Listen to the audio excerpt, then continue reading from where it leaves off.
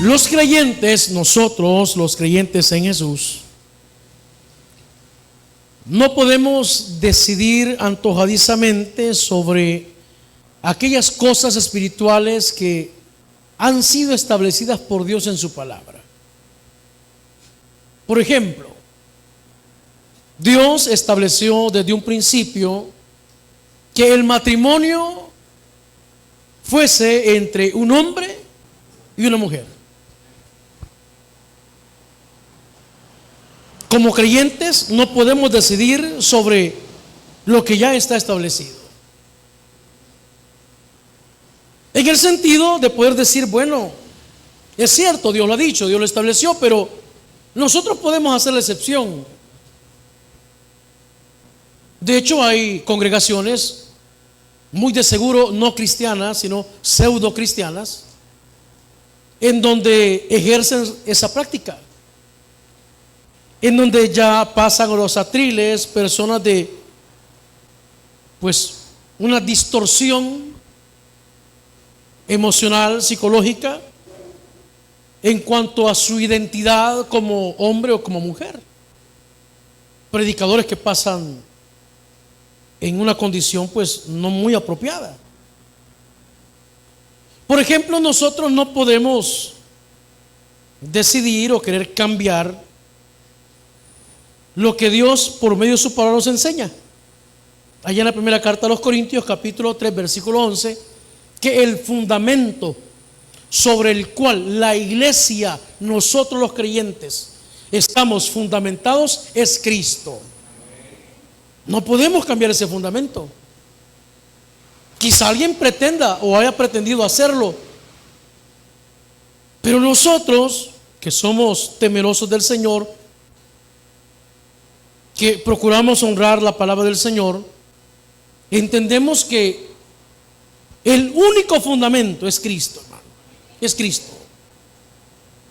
Que la única fuente, por ejemplo, de autoridad y de enseñanza es su palabra. Eso no cambia. Bueno, no debería cambiar. Aunque le digo, han habido congregaciones a lo largo de la historia del ser humano y del cristianismo que paralelo a la escritura han puesto escritos, libros, asumiendo la misma autoridad que tiene la escritura, cuando jamás será así. Jamás. Nosotros como creyentes podemos leer, por ejemplo, libros de historia, de geografía bíblica, de cultura bíblica, ir a un diccionario para poder nosotros entender una palabra, para entender el contexto de la escritura, pero eso jamás estará por encima de la autoridad de la palabra. Jamás. Un comentario bíblico, que son muy buenos, que nos arrojan luz, que nos ayudan a entender mejor el texto, pero jamás estarán por encima de lo que la escritura representa para nosotros. Como creyentes tampoco podríamos, por ejemplo, cambiar la forma de obtener la salvación. Han habido a lo largo de la historia del cristianismo y de la vida del ser humano concilios, muchos concilios. Solo enumerarlos y ir hablando de ellos en fechas, en lugares y lo que se abordó en esos concilios nos llevarían muchas horas acá en este lugar, o muchos minutos, en donde se pone, por ejemplo, y se obvia o se ignora voluntariamente que solo Cristo es el mediador entre Dios y los hombres, en donde se acordó humanamente en un concilio, en una reunión de X o Y personas religiosas, que no solo Cristo puede ejercer esa función, sino que hay un corredentor o una corredentora. Pero lo que está establecido espiritualmente, o lo que Dios ha establecido en su palabra para nosotros los creyentes, no podemos decidirlo. Digo esto porque los creyentes, allá en el libro de los Hechos, capítulo 1, versículo 8, se nos enseña que recibimos poder y autoridad de parte del Espíritu Santo.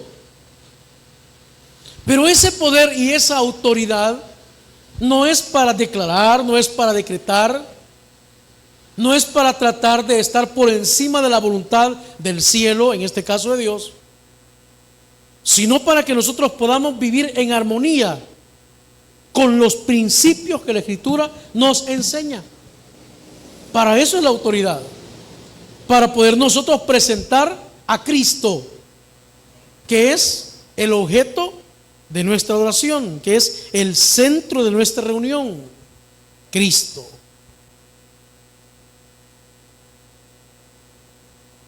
El mal carácter. ¿Cuántos tenemos mal carácter? El temperamento es una cosa y el carácter es otra. El temperamento es heredado y el carácter se desarrolla en base al entorno.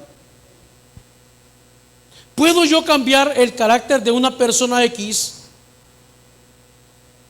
por declarar que yo tengo la autoridad para que él cambie? No, hermano, no se puede.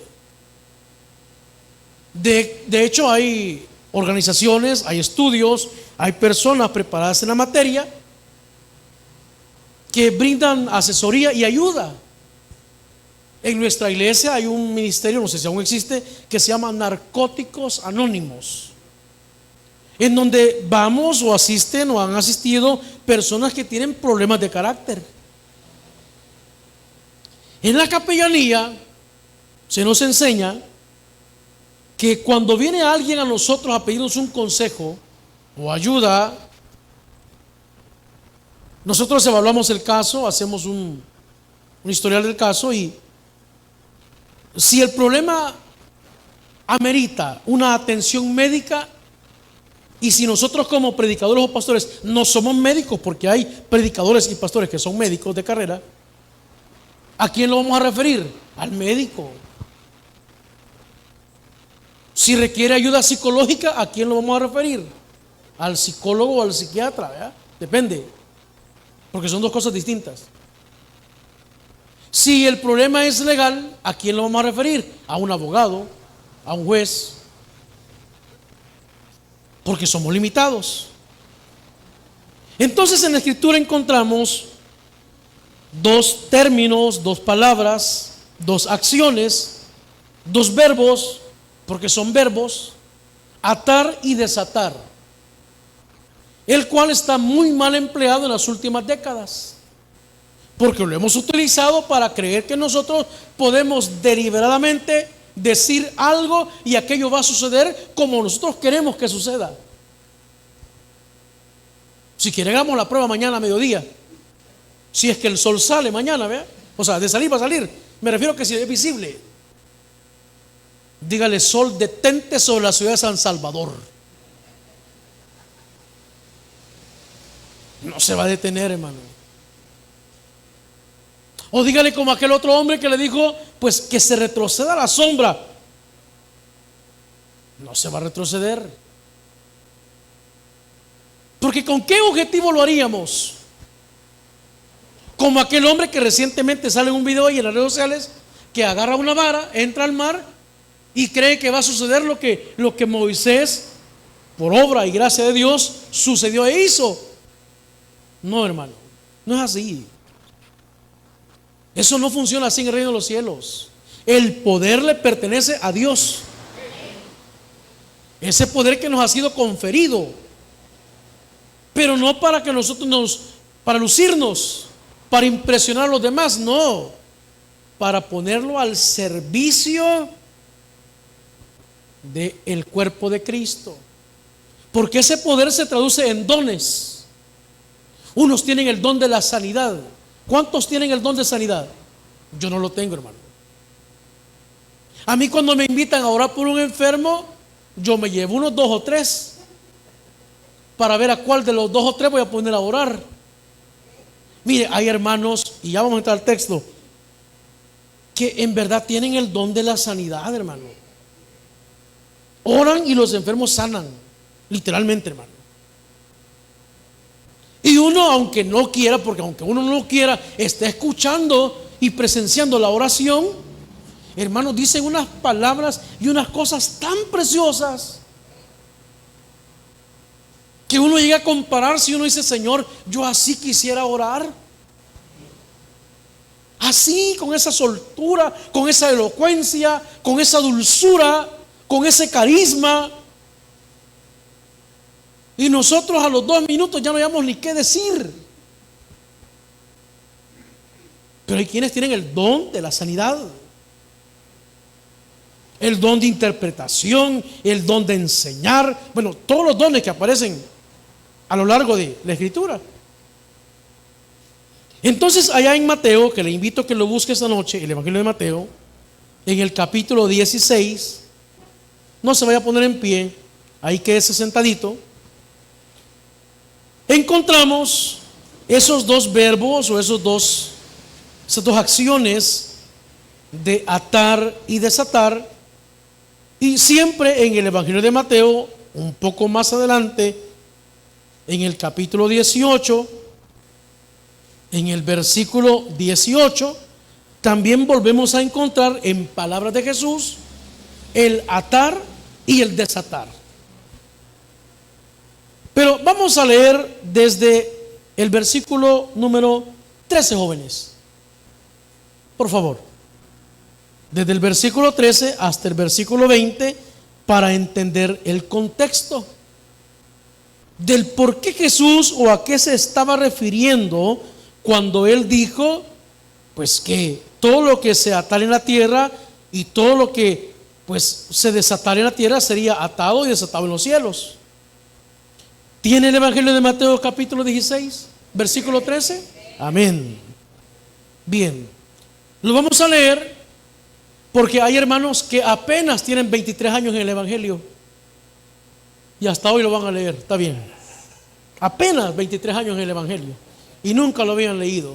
Evangelio de Mateo capítulo 16, versículo 13 dice así: viniendo Jesús a la región de Cesarea de Filipo, preguntó a sus discípulos diciendo: ¿quién dicen los hombres que es el Hijo del Hombre?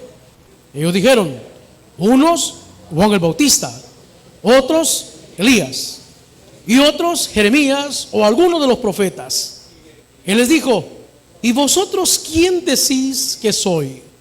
Que yo soy yo.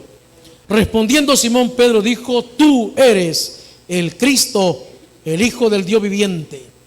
Entonces le respondió Jesús: bienaventurado eres, Simón, hijo de Jonás, porque no te lo reveló carne ni sangre, sino mi Padre que está en los cielos. Y yo también te digo que tú eres Pedro, y sobre esta roca edificaré mi iglesia, y las puertas del Hades no prevalecerán contra ella. Y a ti te daré las llaves del reino de los cielos. Y todo lo que atares en la tierra será atado en los cielos, y todo lo que desatares en la tierra será desatado en los cielos. Entonces mandó a sus discípulos que a nadie dijesen que Él era Jesús el Cristo. Esta es palabra de Dios, hermanos. Hay mucho que decir respecto al contexto. Una de las cosas que podemos observar es que, sin duda alguna, Cristo establece que ellos, Pedro en este caso que es nombrado como figura principal, darían continuidad al ministerio de Jesucristo. Y de hecho fue así. De hecho fue así. Una vez Cristo ascendido a los cielos, encontramos en el libro de los Hechos a los discípulos, en este caso a Pedro y a Juan, predicando de ese Jesús resucitado. Tanto que las autoridades religiosas, no conformes con lo que recién había sucedido en la vida de Jesús, los confrontaron a ellos y les dijeron: ustedes, miren, ustedes alborotan el pueblo, no dejan de predicar y enseñar acerca de ese Jesús que ya murió, que ustedes dicen que ha resucitado, aunque ellos voluntariamente se negaban a reconocer la resurrección de Cristo, y los intimaron de tal forma que, pues, querían prohibirles que predicaran a Cristo. Y allí es donde ellos entran en esta categoría, en la cual entiéndase que atar y desatar en el contexto judío era usado para prohibir o para permitir algo. Y dijeron ellos, pues nosotros vamos a obedecer a Dios antes que obedecer a los hombres. Atar y desatar, le dije, en el contexto judío, era usado para prohibir o permitir algo. Recuerdo yo que hace un buen par de años, un hermano me dijo, yo quiero servir, pero no estoy bautizado. Entendemos a la luz de la Escritura que para que un creyente pueda servir, nuestro máximo ejemplo es Jesucristo.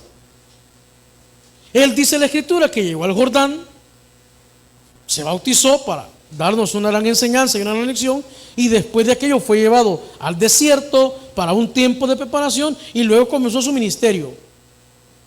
Y si nos basamos en ese modelo, los creyentes deberíamos de primero reconocer a Jesús, luego bautizarnos y después poder servir. Pero aquí es donde viene la autoridad de parte de Dios que nos ha sido conferida. No es para utilizarla de forma antojadiza ni para estar por encima de lo que Dios ha establecido, pero sí para poder nosotros usarla y permitir algo que traiga beneficio a la obra. Porque, por ejemplo, si un hermano me dice, yo quiero servir y no tengo uniforme, ¿qué le diría a usted, hermano? Pues primero compre un uniforme y mándele a bordar aquí, taber modelo, está bien. Si no, no puede servir. No, el orden sería ese. Pero asumamos que el hermano experimenta el deseo ferviente de servir en cualquier área y quizás no tenga las condiciones económicas, como no siempre se tienen, porque no siempre se tienen, hermano. Una camisa hoy la estábamos cotizando porque queremos estandarizarnos los que nos paramos aquí, anda por 20 pesos, hermano. Un día de trabajo, si no más. Solo la camisa. Y apareceríamos como Pedro el Escamoso con el mismo pantalón.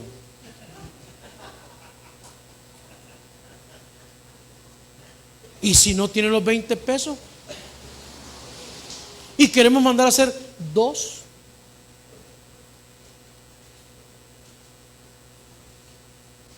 o sea que aunque tenemos la autoridad de parte de Dios y el modelo bíblico, no es que lo ignoremos, no es que pasemos por encima de él, sino que lo que vemos es el beneficio que el deseo que siente, experimenta el hermano de servir, traería a la obra.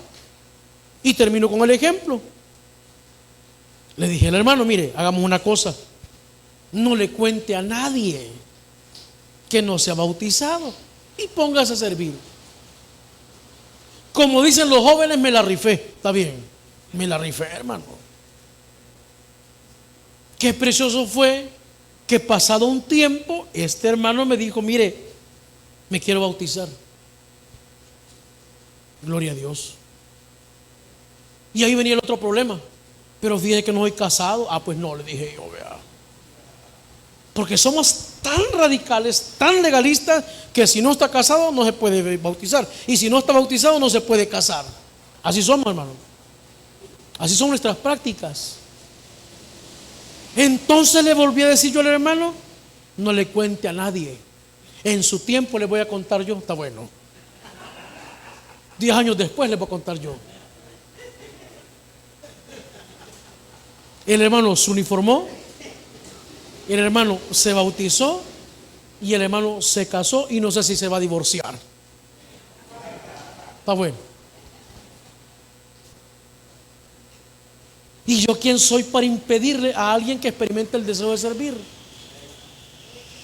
Si Cristo a mí, aún sabiendo lo que era lo que soy y lo que seré, no lo vio como un impedimento para darme el privilegio que hoy por hoy tenemos, o los privilegios que hemos tenido. Sin embargo, hay cosas que definitivamente por orden dentro de la congregación, en este caso el cuerpo de Cristo, debemos restringir. Se da el caso allá en la primera carta a los Corintios, en el capítulo 5, que ya es muy conocido por algunos, de un joven que estaba dentro o era parte de la congregación y estaba viviendo con su madrastra, prácticamente. Y cuando llegue el apóstol, los exhorta y le dice: señores, ¿y cómo es que han permitido ustedes esto? Si la Biblia nos enseña, y más adelante lo vamos a ver, ahí en el Evangelio siempre de Mateo, capítulo 18, que cuando alguien comete una falta, un error, pues lo primero es llamarlo personalmente, y si no atiende a la corrección o a la exhortación o al llamado de atención, pues entonces deberíamos llamar a otros 2 testigos y con otros 2 testigos abordar el tema. Y si con 2 testigos la persona reincide e insiste en su práctica o en su condición, pues entonces nos da la libertad, la autoridad de tomar una decisión. Eso es atar o desatar. De decirle: mira hermano o mira hermana, fíjese que la verdad es que esto no es un buen ejemplo. Claro, nadie es buen ejemplo. ¿Alguien aquí es un buen ejemplo? No dudo de que sí. A ustedes les da risa. Por ejemplo, hay alguien que es buen ejemplo de puntualidad. ¿Alguien es puntual aquí? Yo sé que sí. ¿Alguien es ejemplo de disciplina, por ejemplo? Dice: no, mire, yo todos los días hago mi devocional, mi disciplina, yo hago mi tiempo, mi lectura, mi oración, mis alabanzas, mi congregarme. O sea, sí podemos ser buen ejemplo. Ahora, espiritualmente, en cuanto a dar frutos, no sé, quizás no. Y el caso de la primera carta a los Corintios, el apóstol Pablo les dice: miren señores, saquen a ese fulano, porque si lo hizo uno, lo van a querer hacer otros. El tal sea desechado, que su cuerpo experimente pues las consecuencias que ha de experimentar, y a fin de que su alma pues experimente la salvación. Y allí es donde surge una polémica, porque nosotros como creyentes que nos congregamos bajo una denominación bautista, creemos en la salvación por gracia y no por obras. Y por eso nosotros, aunque criticado o no, creemos en la salvación, salvos, siempre salvos. Aunque cada uno de nosotros conoce si somos salvos o no, hermano. Porque yo por la fe creo que todos los que estamos aquí somos salvos. Por la fe. Pero eso solo lo conoce Dios y nosotros. Sin embargo, hay evidencias, hay frutos que evidencian nuestra salvación. Hay frutos. Entonces nosotros, cuando hablamos de atar, hablamos de prohibir, y cuando hablamos de desatar, hablamos de permitir. Pero en las últimas décadas, le dije, esos 2 verbos o esas 2 acciones o esas 2 enseñanzas de parte de Jesús se han utilizado para manipular a las personas. Y si yo decreto riqueza en tu vida, hermano, eso hay mucho que decir. Por ejemplo, alguien puede acumular riquezas en base al esfuerzo que Dios le permite hacer, a una buena administración. ¿Cuántos somos buenos administradores aquí?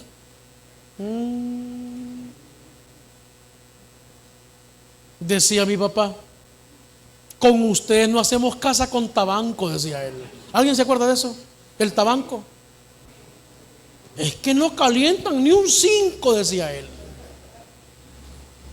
Y alguien dirá: mire, pero en estos tiempos es muy difícil ahorrar. Le creo, es difícil, pero no imposible. pero no imposible. El problema es que somos muy malos administradores. Ahorita si vamos a los centros comerciales, vemos a una gran cantidad de personas endeudándose a 24, 36 meses con una pantalla para ver una cosa manipulada que solo va a durar un mes.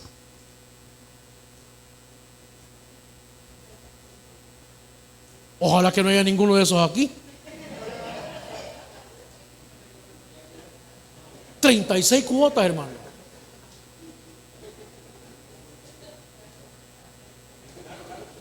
Porque somos malos administradores, hermano. Somos malos administradores. Entonces el atar que se escucha en los atriles, en los púlpitos, en las plataformas como estas, en diferentes congregaciones, hoy se ha manipulado para eso, para tener a las personas con promesas y con una proyección que no es bíblica. El atar y el desatar en el contexto del Evangelio de Mateo capítulo 16, al menos en lo que podemos entender, no digo que sea lo único, ni lo que es preponderante por encima de otras apreciaciones, es que en el caso de Pedro y los discípulos, Dios les dio la autoridad para poder continuar con el ministerio. Por eso la Biblia nos enseña que usted y yo estamos edificados sobre el fundamento de los apóstoles. Y no es que los apóstoles inventaron una nueva doctrina, no, el fundamento de los apóstoles es Cristo. El mismo fundamento nuestro en el año 2026 sigue siendo Cristo. Cualquiera otro que quiera poner otro fundamento, lo dice el apóstol Pablo a la iglesia en Corintios, está edificando algo que en su momento también va a ser probado. Usted no puede poner por fundamento ni a un apóstol mismo, vaya. Un día llegaron unos señores que usted ha leído en la Escritura, y el poder conferido de parte de Dios para hacer milagros, pues ellos lo ejercieron. Alguien ya va a tener idea de lo que estoy hablando. Y dijeron: los dioses han bajado en forma de hombre. ¿Han leído eso ustedes en la Escritura? No, pero lo mencionamos porque hay algunos que 23 años apenas y no lo han leído todavía. Apenas 23 años en el Evangelio. Y les dijeron: no, nosotros somos igual que ustedes. Es como nosotros los predicadores, los que nos paramos aquí, somos igual que ustedes, hermano. Somos ovejas del Señor, con una responsabilidad diferente. No somos más que ustedes, no, de ninguna manera. Si esta plataforma la pusimos porque la estatura no nos ayuda, está bien. Pues sí, para que vean de dónde se está hablando, ¿me entienden? No es porque yo aquí en la altura, yo sentirme más que usted. No, hermano, de ninguna manera, hermano. Quizás usted ora más que yo. Quizás usted lee la Escritura más que yo. Dice: mire, pastor, fíjese que yo me leo 10 capítulos al día. ¿Hay alguien que se lea 10 capítulos al día aquí?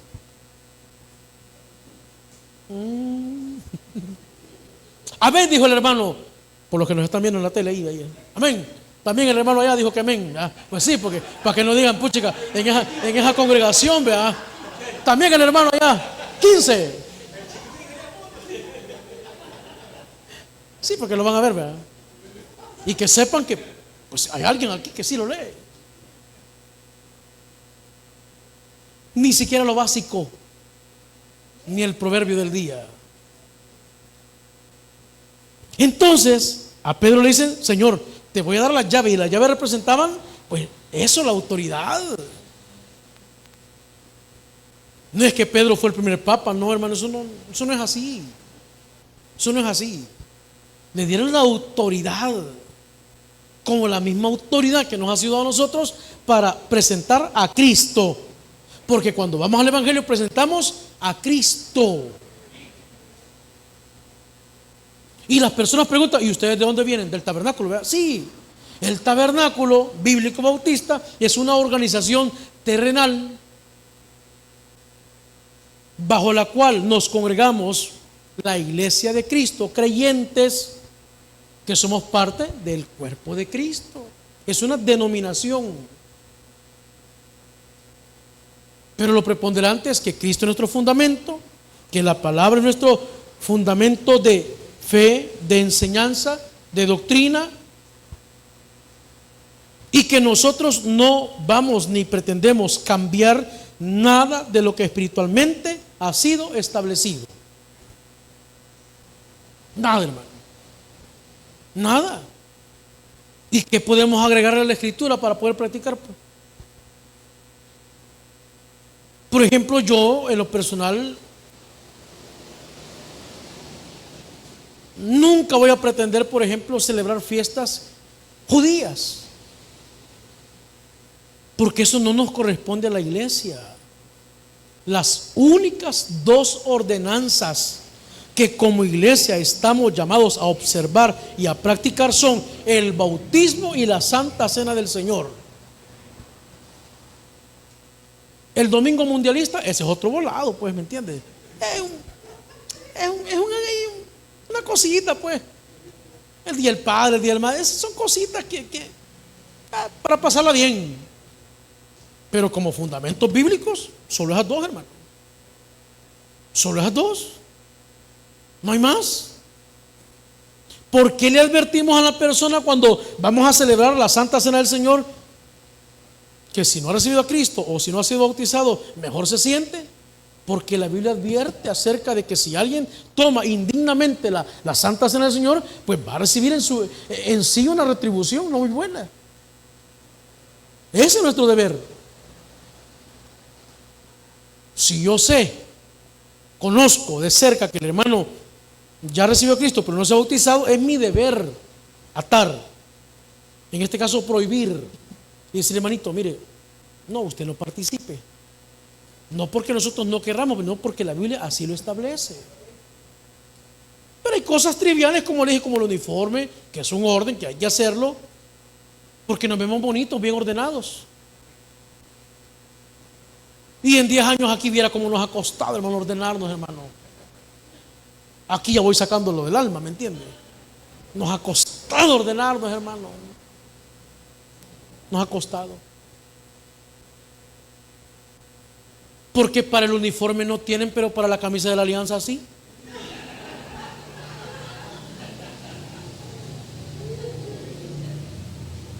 Está bien. Como dice el pastor Fuente, me está siguiendo, hermano. Así dice él, me está siguiendo.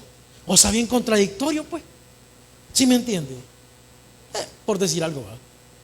Entonces, si vamos a Mateo capítulo 18, y no dudo que mis consiervos pastores, al observar este texto, han encontrado y encontrarán y podrían también, pues, predicar en base a este texto muchas otras cosas. Pero vamos a Mateo capítulo 18, versículo 15 al versículo 18. Bueno, leamos hasta el 19, jóvenes. Del 15 al 19. Por tanto, si tu hermano peca contra ti, ve y repréndele, estando tú y él solos, alone. Si te oyere, has ganado a tu hermano. Mas si no te oyere, toma aún contigo a uno o dos, para que en boca de 2 o 3 testigos conste toda palabra. Si no los oye a ellos, dilo a la iglesia. Y si no oyere a la iglesia, tenle por gentil y publicano. De cierto os digo que todo lo que atéis en la tierra será atado en el cielo, y todo lo que desatéis en la tierra será desatado en el cielo. ¿De qué está hablando? De disciplina dentro de la iglesia. Disciplina. Una disciplina básica, hermano. Básica. Por ejemplo, en un ministerio, hablemos de un ministerio. Hablemos de evangelismo. En nuestra iglesia no estamos tan consolidados como en otras congregaciones donde hay un grupo que se identifica únicamente con el evangelismo. Aquí no, nosotros vamos, aquí vamos de escuela bíblica al evangelismo, de acomodación al evangelismo, otros directamente solo evangelismo, pero es así.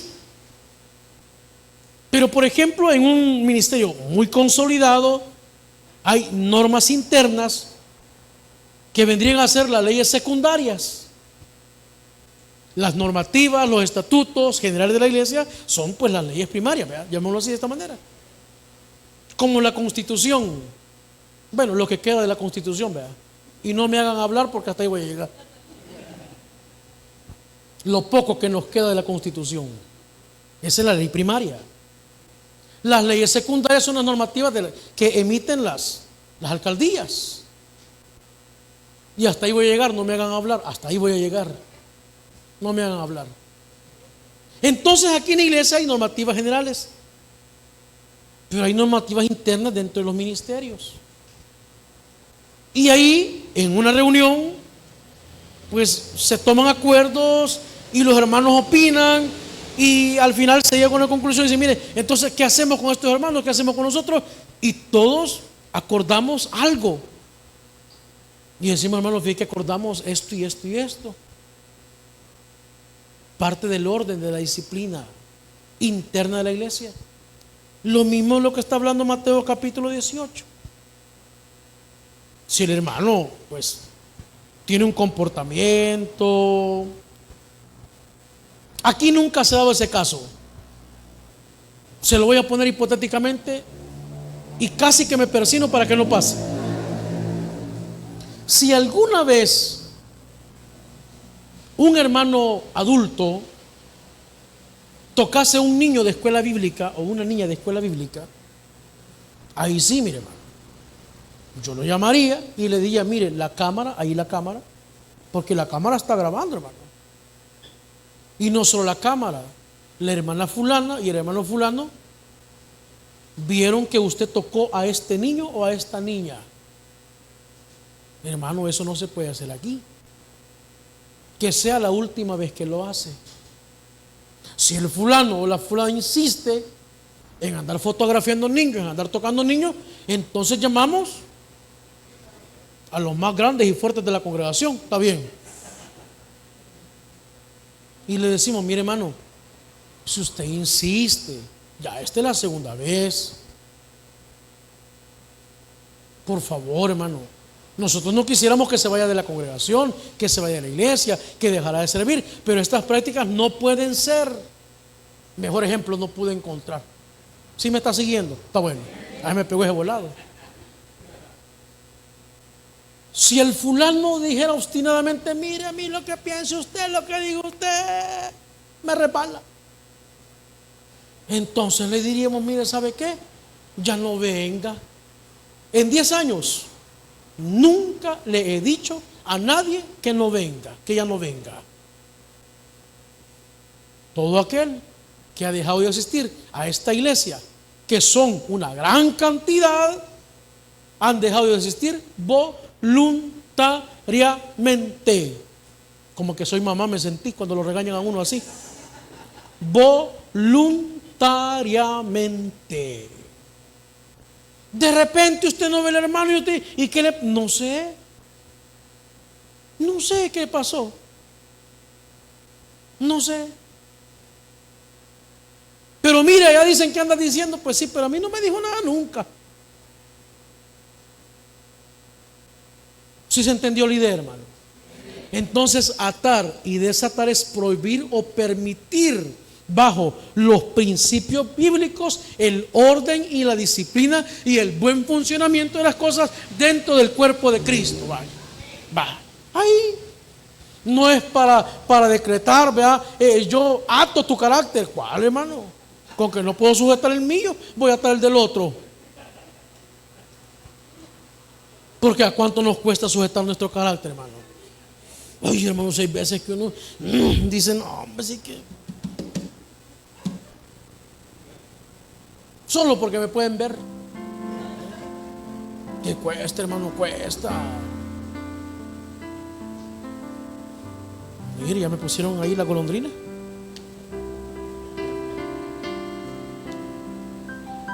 Atar demonios ¿Puede un creyente atar demonios, hermano?